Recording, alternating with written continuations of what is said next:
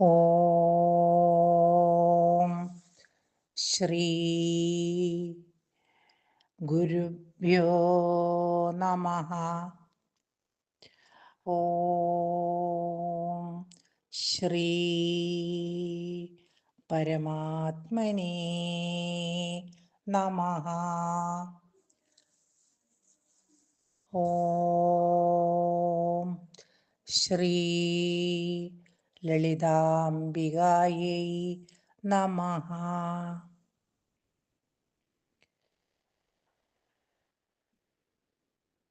നമസ്തേ ഭക്തമിത്രങ്ങളെ, ഞാൻ പാർവതി രാമപുരം. ഇവിടെ കഴിഞ്ഞ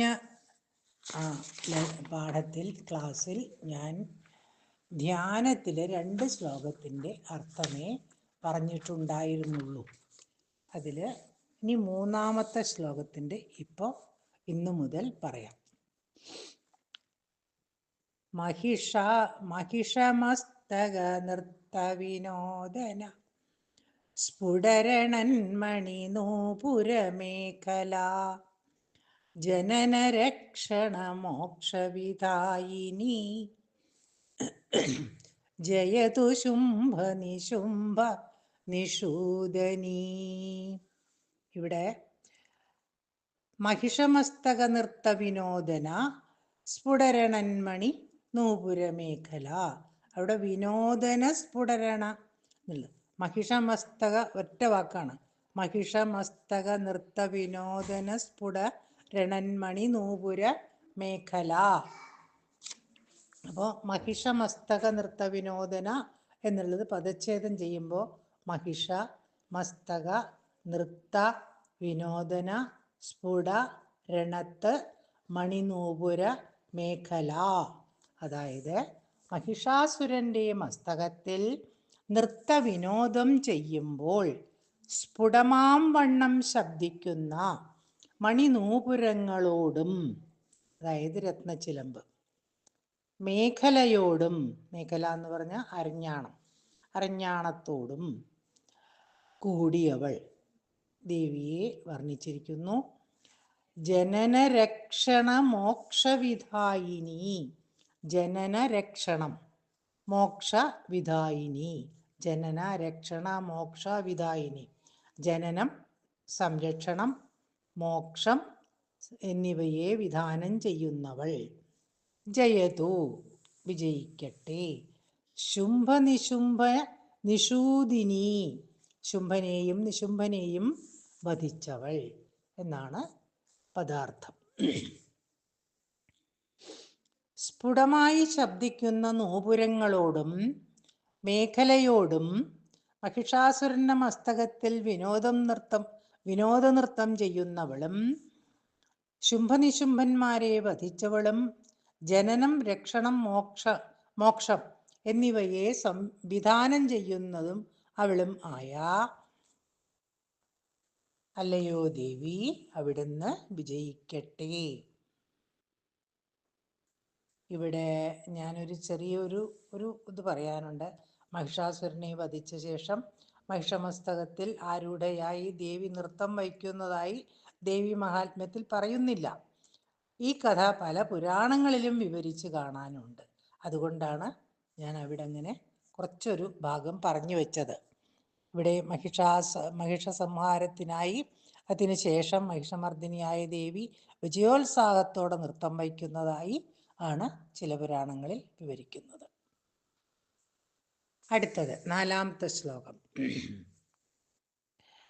ബ്രഹ്മാണി കമലേന്ദു സൗമ്യവദന മാഹേശ്വരീ ലീലയാ കൗമാരീരിപുദർപ്പനാശനകരി. കൗമാരീരിപുദർപ്പനാശനകരി ചക്രായുധാ വൈഷ്ണവീ. വാരാഹി ഘനഘോര ഗർഗരമുഖീ ദംഷ്ട്രീ ച വജ്രായുധാ ചാമുണ്ഡാ ഗണനാഥരുദ്രസഹിതാ. രക്ഷന്തു മാം മാതരഃ.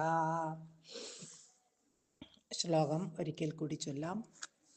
ബ്രഹ്മാണി കമലേന്ദു സൗമ്യവദനാ മാഹേശ്വരീ ലീലയാ കൗമാരീ രിപുദർപ്പനാശനകരീ നാശനകരീ ചക്രായുധാ വൈഷ്ണവീ വാരാഹി ഘനഘോരഗർഗരമുഖീ ദംഷ്ട്രീ ച വജ്രായുധാ ചാമുണ്ഡാ ഗണനാഥരുദ്രസഹിതാ രക്ഷന്തു മാം മാതരഃ. ഇവിടെ ബ്രഹ്മാണി കമലേന്ദു സൗമ്യവദന, ആദ്യത്തെ വരി. ബ്രഹ്മാണി അതായത് താമരപ്പൂ പോലെയും ചന്ദ്രബിംബം പോലെയും സൗമ്യമായ മുഖമുള്ള അല്ലയോ ബ്രഹ്മാണി. ഇവിടെ മഹേശ്വരി, അടുത്തത് മാഹേശ്വരി, മഹേശ്വര പത്നി പാർവതി. രിപുദർപ്പനാശനകരി, ശത്രുക്കളുടെ ദർപ്പത്തെ, ദർപ്പം എന്ന് പറഞ്ഞാൽ അഹങ്കാരം, നശിപ്പിക്കുന്നവൾ. കൗമാരി, കുമാരന്റെ അതായത് സുബ്രഹ്മണ്യന്റെ ദേവീരൂപം. ചക്രായുധ, വൈഷ്ണവി ചക്രം ആയുധമായിട്ടുള്ള വൈഷ്ണവി.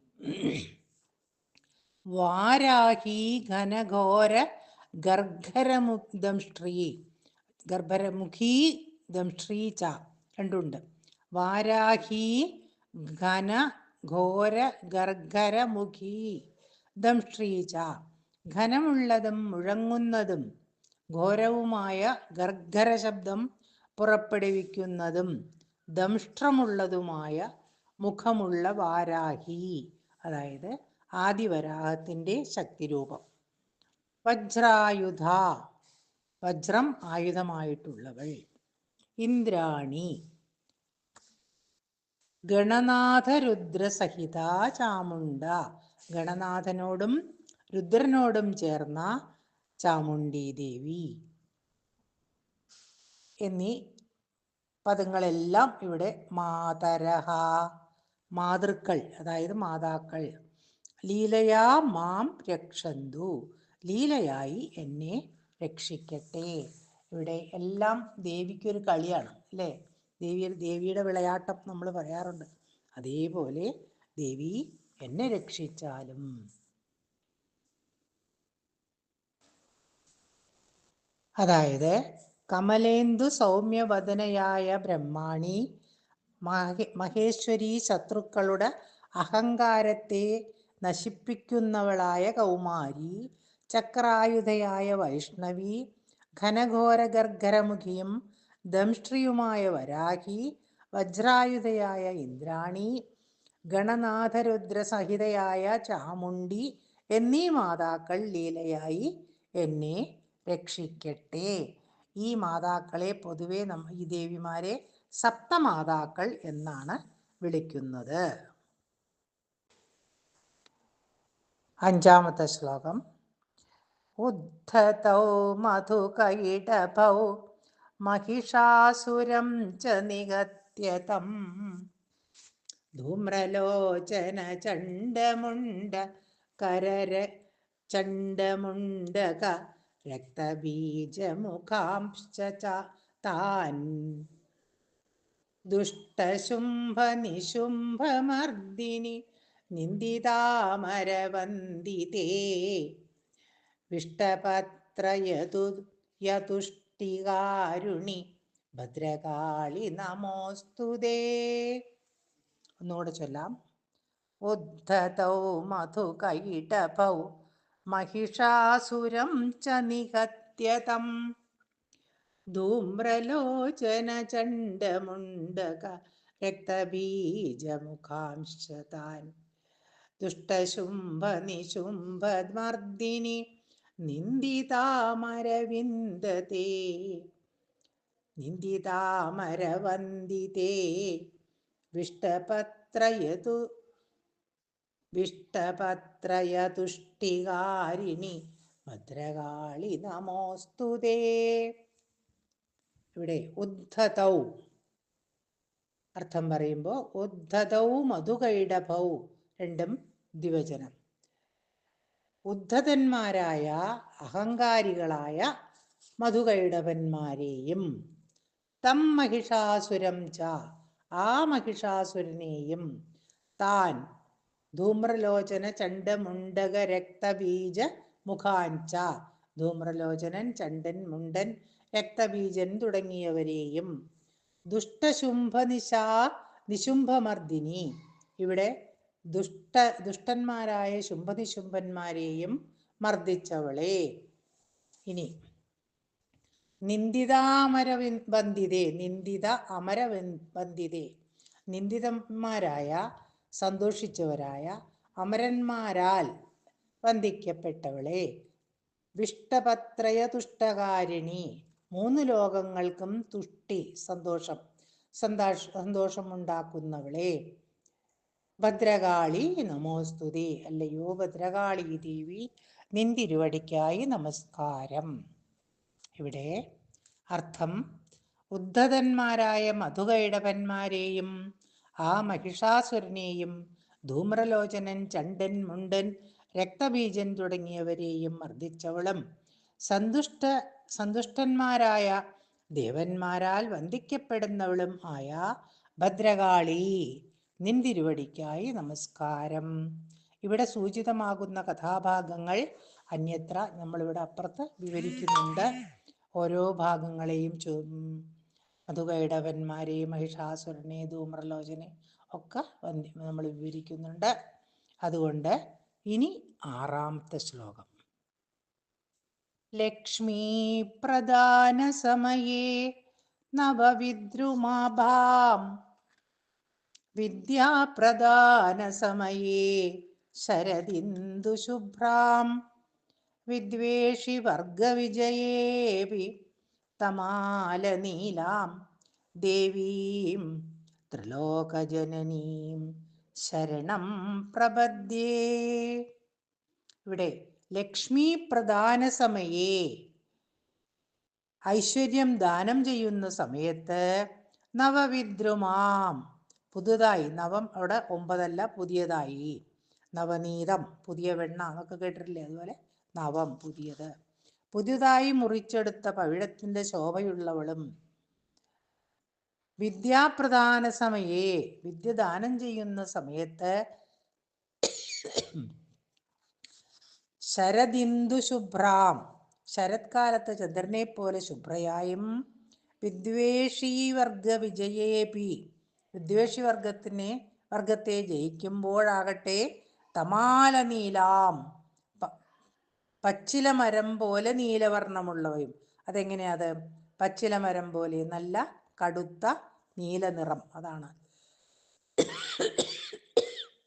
ഉള്ള ത്രിലോകജനനീം ദേവീം 3 ലോകങ്ങൾക്കും അമ്മയായ ദേവിയെ ശരണം പ്രപദ്യേ ഞാൻ ശരണം പ്രാപിക്കുന്നു.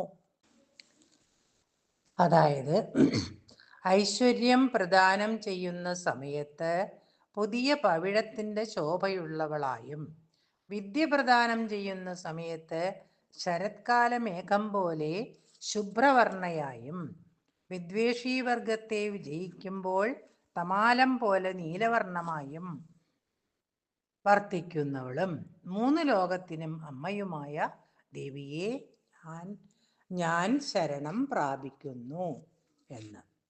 ഇനി ഇവിടെ സകാമ പൂജ, ഓരോന്നിലും ഓരോ പൂജ ഒളിഞ്ഞിരിപ്പുണ്ട്. ഇതെല്ലാം ഞാൻ അടുത്ത ഒരു ഇതിൽ പറയുന്നുണ്ട്, ഒരു ചരിതത്തിൽ. ആ സമയത്ത് എല്ലാം വിവരിച്ചു തരാം. ഇനി 7 മുതൽ 12 വരെയുള്ള ശ്ലോകങ്ങൾ ഒരുമിച്ചാണ്, അത് ഒരുമിച്ച് ചൊല്ലാം.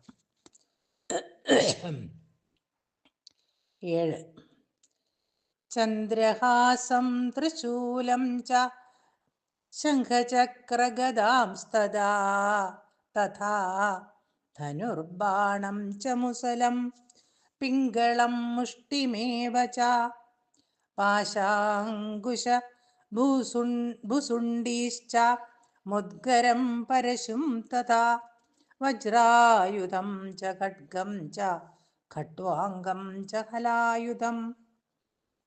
തൂണീരം ക്ഷുരികാം മുദ്രാം തോമരം പാനപാത്രകം പട്ടസം ദണ്ഡനാഗം ച കുന്തദന്തൗ തഥൈവ ച ദർപ്പണം രുദ്രവീണാം ച ബിഭ്രദ്വാത്രീം സദോസ്ഥലാം പത്മരാഗപ്രഭാം ദേവീം കിരണാരുണാം രക്തവസ്ത്രപരീധാനം രക്തമാല്യാനുലേപനാം ദേശപാദാംബുജാം ദേവീം ദേശമണ്ഡലപൂരിതാം ദശാനനാം ത്രിനേത്രാം ച സമുന്നതപയോധരാം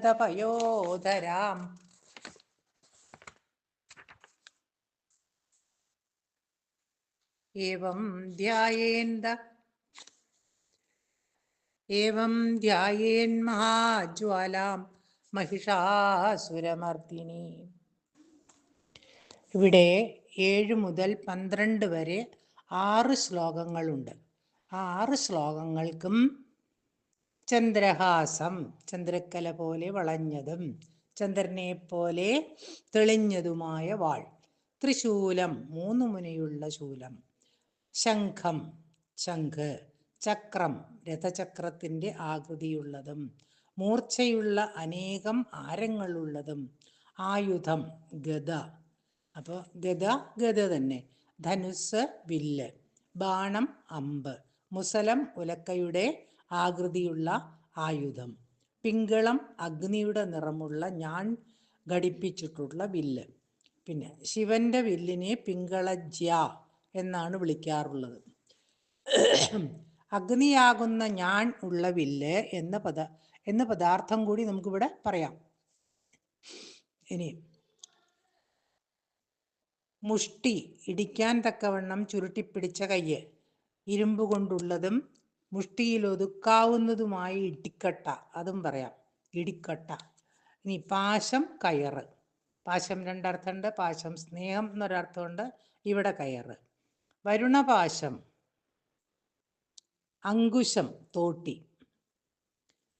ഭുസുണ്ടി എന്ന് പറഞ്ഞ ചാട്ടുളിയാണ്. ചാട്ടുളി കൊണ്ട് നോക്കുന്ന നോട്ടം എന്നൊക്കെ പറയാറില്ലേ. പിന്നെ എറിഞ്ഞു കൊള്ളിക്കുന്ന ചാട്ടുകുന്തം, അതങ്ങനെ എറിഞ്ഞാണ് കൊള്ളിക്കുന്നത്. പീലിക്കുന്തം, മുദ്ഗരം, പീലിക്കുന്തം എന്ന് പറഞ്ഞാൽ പീലി കൊണ്ടുള്ള കുന്തം തന്നെ. മുദ്ഗരം മുൾത്തടി, പരശു വെൺമഴു, വജ്രായുധം വജ്രം ഇടിമിന്നല്, ഖഡ്ഗം വാള്, ഖട്വാംഗം കട്ടിലിന്റെ കാലിന്റെ ആകൃതിയുള്ള ഒരു ആയുധം, ഹലായുധം കലപ്പയുടെ ആകൃതിയുള്ള ഒരായുധം, തൂണീരം ആവനാഴി, അമ്പ് സൂക്ഷിക്കുന്ന അമ്പുറ, ചുരിക. മുദ്ര എന്ന് പറഞ്ഞു കഴിഞ്ഞാൽ അവിടെ അഭയവരദ മുദ്രകൾ ഏകവചനത്തിൽ പ്രയോഗിച്ചെങ്കിലും നമുക്കിവിടെ മുദ്രകളെയും എന്ന് പറഞ്ഞ് 2 മുദ്രകളെയും നമുക്ക് പറയാം, അഭയവും വരതുമായിട്ട്. തോമരം ഇരുമ്പ് വടി, പാനപാത്രം കുടിക്കാനുള്ള പാത്രം, പട്ടസം അതൊരു തരം കുന്തമാണ്, ദണ്ഡം വടി, നാഗം സർപ്പം, നാഗപാശം കുന്തദന്തൗ, കുന്തവും ദന്തവും, കുന്തം നീണ്ട കൈപ്പിടിയുള്ളതും കൂർത്ത അറ്റവും ഉള്ള ഒരായുധം, ദന്തം ആനക്കൊമ്പ്. ഇവിടെ പർവ്വതത്തിന്റെ കൊടുമുടി എന്നൊരർത്ഥം കൂടിയുണ്ട്. ദർപ്പണം കണ്ണാടി, പിന്നെ രുദ്രവീണ ഒരു തരം വീണ എന്നിവ, ബിഭ്രത് എന്നിവ ധരിക്കുന്ന. ദ്വാത്രിംശതോസ്ഥലാം, ദ്വാത്രിംശം എത്രയാണ്? 32. ദ്വാത്രിംശം, അപ്പൊ ദ്വ 2, ത്രിംശതി 30, 30 32, 32 കരതലങ്ങളോട് കൂടിയവളും, പത്മരാഗപ്രഭാം, പത്മരാഗം എന്ന രത്നത്തിന്റെ ശോഭയുള്ളവളും, ബാലാർക്ക കിരണാരുണാം, ഉദയസൂര്യന്റെ കിരണങ്ങൾ പോലെ അരുണവർണ്ണമുള്ളവളും, രക്തവസ്ത്ര പരീധാനം, എന്താണ് രക്തവസ്ത്രം പരിധാനം? രക്തവർണമായ മാലകളും കുറിക്കൂട്ടുകളും അണിഞ്ഞിട്ടുള്ളവളും. ദേവിയെ സാധാരണ നമ്മൾ പറയാറുള്ളത് പിന്നെ പട്ട് ധരിച്ചവളെ എന്നാണ്, അല്ലേ? ചുവന്ന പട്ടാണ് ദേവി ധരിക്കുന്നത് എന്നാണ്. അപ്പം അതുപോലെ ദേവിയുടെ ആഭരണങ്ങളും ചുവന്നതായിരുന്നു എന്നാണ് ഇവിടെ സങ്കല്പം. അടുത്തത് 32 കരതലങ്ങളോട് കൂടിയവളും പത്മരാഗം എന്ന രത്നത്തിന്റെ ശോഭയുള്ളവളും ബാലാർക്ക കിരണാരുണാം, ഉദയസൂര്യന്റെ കിരണങ്ങൾ പോലെ അരുണവർണ്ണമുള്ളവളും രക്തവസ്ത്രപരീധാനാം, രക്തവർണ്ണമായ മാലകളും കൂട്ടുകളും അണിഞ്ഞിട്ടുള്ളവളും ദശപാദാംബുജാം, 10 പാദാംബുജങ്ങൾ ഉള്ളവളും. ഇനി ദേവീം, അങ്ങനെയുള്ള ദേവിയെ ദശമണ്ഡലപൂരിതാം, 10 ദിങ്മണ്ഡലങ്ങളെയും പൂരിപ്പിക്കുന്നവളും. 8 ദിക്കുകളിലും മേലും കീഴും, അപ്പോൾ 10 ആയില്ലേ?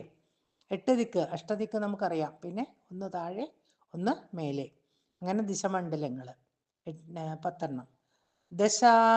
ദശാനനാം, 10 മുഖങ്ങളുള്ള, ദശാനനാം സ്ത്രീലിംഗാണേ അവിടെ പറഞ്ഞിരിക്കുന്നത്. 10 ഉള്ളവളും. ത്രിനേത്രാം, 3 കണ്ണുകളുള്ളവളും. സമുന്നത പയോധരാം, ഉയർന്ന കുജങ്ങളോട് കൂടിയവളും. ഏവം, ഇപ്രകാരം മഹാജ്വാലാം മഹിഷാസുരമർദിനീം ധ്യായേത്, മഹാജ്വാലാരൂപിണിയായ മഹിഷാസുരമർദിനിയെ ധ്യാനിക്കുക എന്ന്. അതായത് മഹിഷാസുരമർദിനിയായ ദേവിയുടെ ധ്യാനരൂപം ഇവിടെ വർണ്ണിച്ചിരിക്കുകയാണ്. ആദ്യത്തെ 3 ശ്ലോകങ്ങളിലും 4-ാം ശ്ലോകത്തിന്റെ ആദ്യ പാദവും ദേവിയുടെ ആയുധങ്ങളുടെയും കൈകളുടെയും വർണ്ണനയാണ്.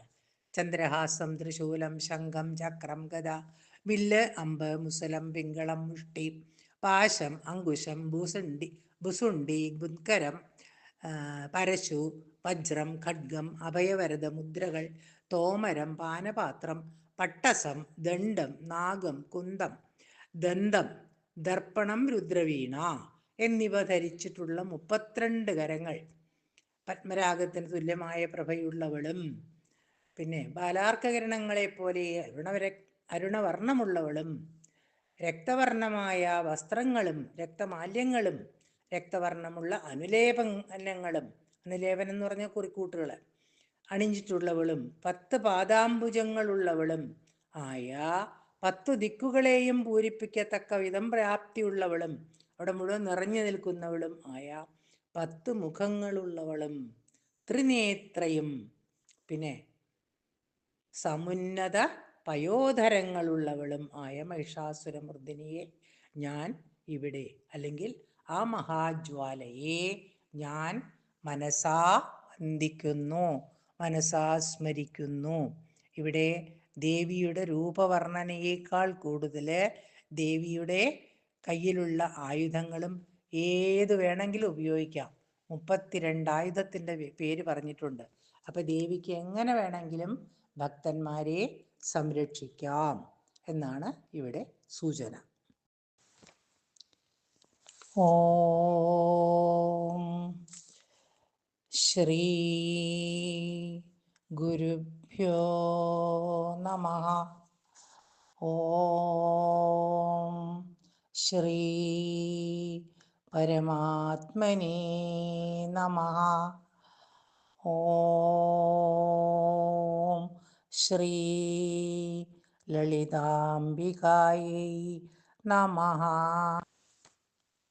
ധ്യാനം ദളസ്തോത്രം, അതിൽ 3-ാമത്തെ മുതൽ ഞാൻ ചൊല്ലാം.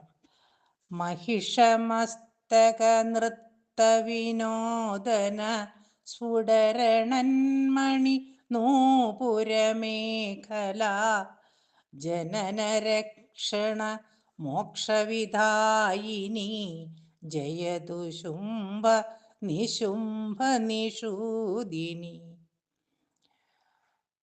ബ്രഹ്മാണീ കമലേന്ദു സൗമ്യവദനാ മാഹേശ്വരീ ലീലയാ കൗമാരീ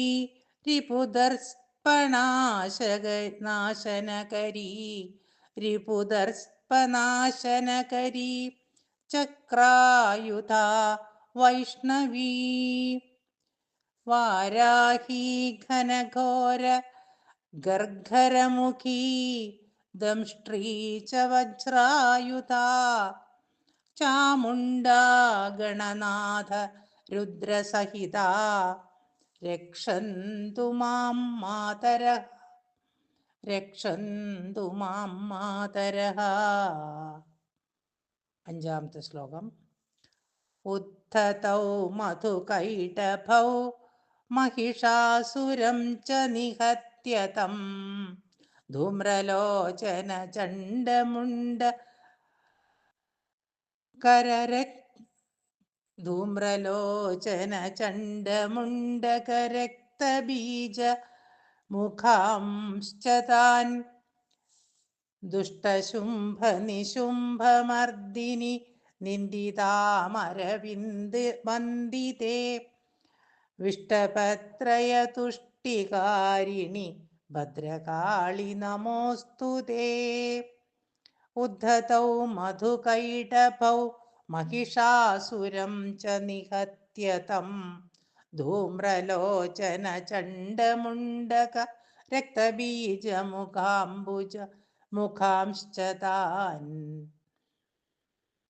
दुष्टशुम्भनिशुम्भमर्दिनि नन्दिता अमरवन्दिते विष्टपत्रयतुष्टिकारिणि भद्रकाळि नमोऽस्तु ते. लक्ष्मीप्रदानसमये नवविद्रुमाभां विद्याप्रदानसमये शरदिन्दुशुभ्रां विद्वेषि वर्गविजयेऽपि तमालनीलां देवीं त्रिलोकजननीं ശരണം പ്രപദ്യേ. 7 മുതൽ 12 വരെ. ചന്ദ്രഹാസം ത്രിശൂലം ച ശംഖചക്രഗദാംസ്തഥാ ധനുർബാണം ച മുസലം പിംഗളം മുഷ്ടിമേവ ച പാശാങ്കുശഭുസുണ്ഡിശ്ച മുഗ്ഗരം പരശും തഥാ വജ്രായുധം ച ഖഡ്ഗം ച ഖഡ്വാംഗം ച ഹലായുധം തൂണീരം ക്ഷുരികാം മുദ്രാം തോമരം പാനപാത്രകം പട്ടസം ദണ്ഡനാഗം ച കുന്ദദന്തൗ തഥൈവ ച ദർപ്പണം രുദ്രവീണാം ച ബിഭ്രദ്വാത്രിശം ത്രിംശദോസ്തലാം പത്മരാഗപ്രഭാം ദേവീം ബാലാർക്കകിരണാരുണാം രക്തവസ്ത്രപരീധാനാം രക്തമാല്യാനുലേപനാം ദശപാദാംബുജാം ദേവീം ദശമണ്ഡലപൂരിതാം ദശാനനാം ത്രിനേത്രാം ച സമുന്നതവയോധരാം ദശപാദാംബുജാം ദേവീം ദശമണ്ഡലപൂരിതാം ദശാനനാം ത്രിനേത്രാം ച സമുന്നതവയോധരാം. അമ്മേ ദേവി മഹാമായേ കാത്തിരക്ഷിക്കണേ. അംബികേ മഹാമായേ.